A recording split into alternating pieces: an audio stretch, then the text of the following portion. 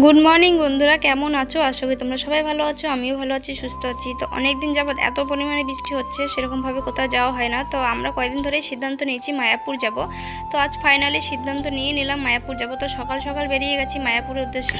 তো এখানের অবস্থা খুব একটা ভালো না, মেঘলা ওয়েদার, অনেকটাই কিন্তু মেঘলা ওয়েদার, কিন্তু সেরকম বৃষ্টি হয়নি। সেরকম টাইমে বেরিয়েছি, আর 1-1.5 মাস ধরে আজকে বৃষ্টি হচ্ছে, বৃষ্টি কমছে না। তাও আজকে সিদ্ধান্ত নিলাম, মনে জোর আছে তো সব কিছুই। এটাই হচ্ছে ভগবানের খেলা। ভগবান হয়তো চাইছিল আমরা একটু ঘুরে আসি, তো আজকে কিন্তু সিদ্ধান্ত নিয়ে নিয়েছি। তো নৌকা পার হবো মায়াপুর যাওয়ার জন্য।